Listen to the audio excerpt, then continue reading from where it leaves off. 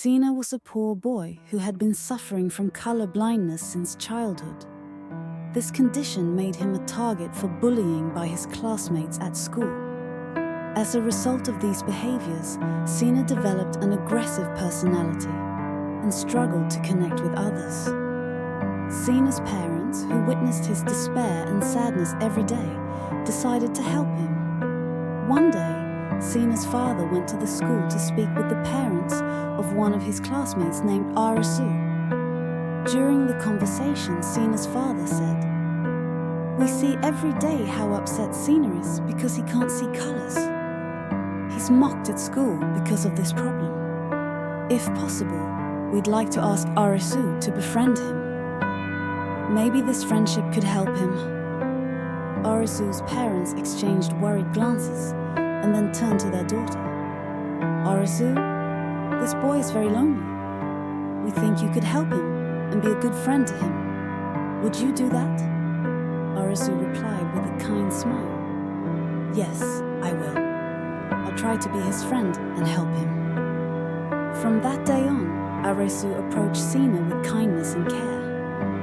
However, Sina pushed her away every time and behaved aggressively toward her, hoping she would avoid him just like the other kids in class.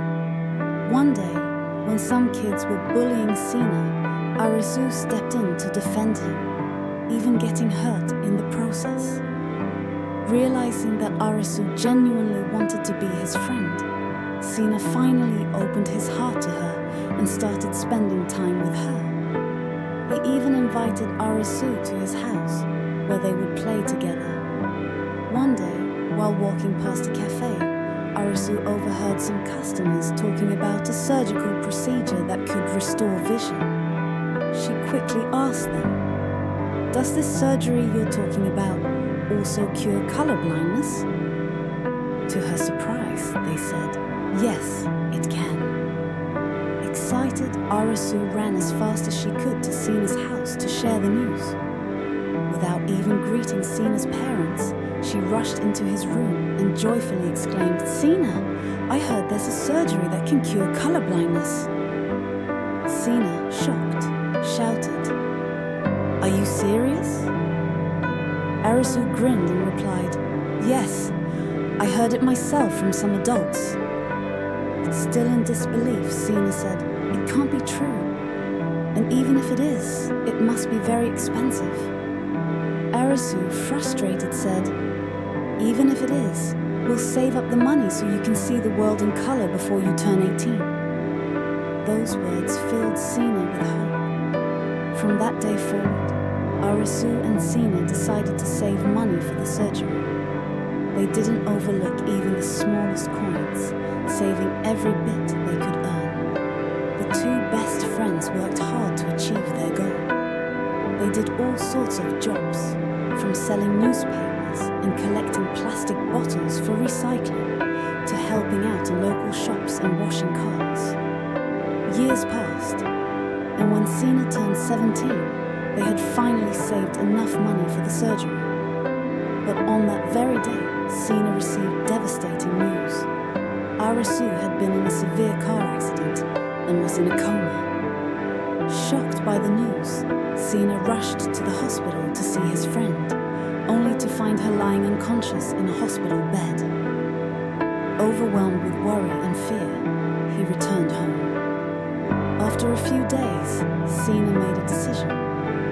He would use the money they had saved for his surgery to help Arasu instead. He went to the hospital and spoke with the doctor. With a trembling voice and teary eyes, Sina said, "Doctor, please do everything you can. Arasu is my best friend. We've spent years working together to save money for my surgery. I'll give you all of it. Just please save her life." The doctor looked at Sina thoughtfully and replied, "We'll do everything we can, but Arasu's condition is very critical. The money can help, but we can't guarantee the outcome." Desperate, Sina pleaded, "Please, doctor, I'm putting all my hope in you. I can't lose her." The doctor nodded and said, "All right, son. We'll do everything we can. doctors managed to save Arasu's life, but she lost her eyesight forever. Arasu's family blamed Sina for the accident because Arasu had been on her way to meet Sina at his workplace to tell him that she had found a well-paying job. In her rush, she had been hit by a car on the street. When Sina found out the reason for the accident, he was deeply saddened and locked himself in his room for days. He cursed himself repeatedly and buried his wish of seeing colors deep in his heart.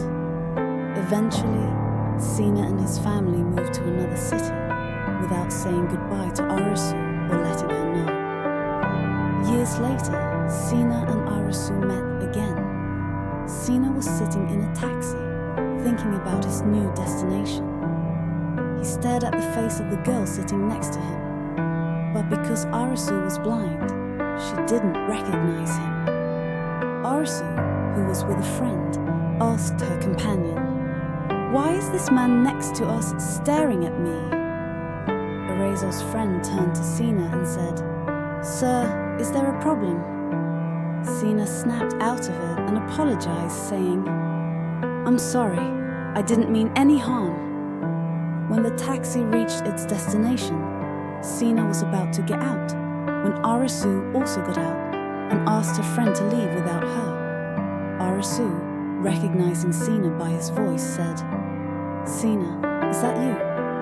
Sina looked at Arasu in surprise and said, "Sorry, ma'am, I don't know who you're talking about." With a trembling and disappointed voice, Arasu said, "Sina, Sina, please tell me it's you." Sina, with sadness evident on his face, replied firmly, "No, ma'am, I don't understand who you're talking about." Angrily, Arasu responded, "Don't lie to me. Please don't lie to me. Don't take advantage of my blindness." As she finished speaking, Arasu began to cry. The bystanders who were watching the scene wondered how a man could bring a woman to tears with just his words.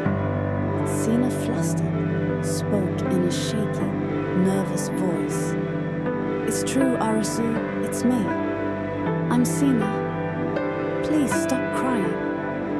Arasu wiped her tears with a tissue from her bag, smiled and said, "Let's go to a cafe and talk more. There's so much I need to tell you." In a quiet cafe, they took a table and ordered each other's favorite desserts. Until their orders arrived, neither of them spoke, choosing instead to sit in complete silence. Finally, the silence was broken when Arasu, after taking her first bite of dessert, said, "So, you still remember what I like?" Sina replied sorrowfully, "Of course I do. How could I forget?" After that, they said nothing again for a while, and silence enveloped them once more. Finally, Arasu, with a trembling voice, broke the silence.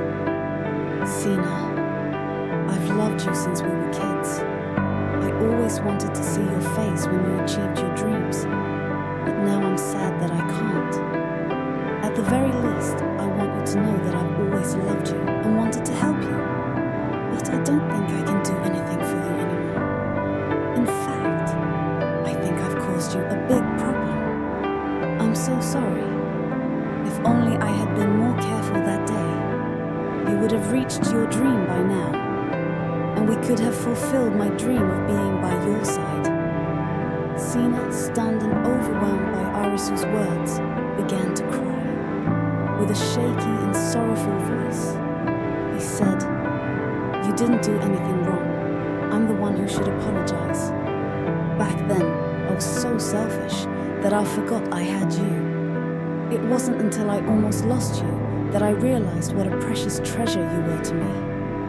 I left that city because I thought you wouldn't want me by your side anymore." When Sina finished speaking, both of them started crying, embraced each other and repeatedly said, "I'm sorry." After that day, Arasu and Sina shared their perspectives on the story with each other and realized that all their pain had been caused by a misunderstanding. explained everything to their families as well and rekindled their friendship. A year later, Arisu and Sina got married, and Sina became a doctor to treat all his patients for free. Eventually, he was even able to restore Arisu's eyesight.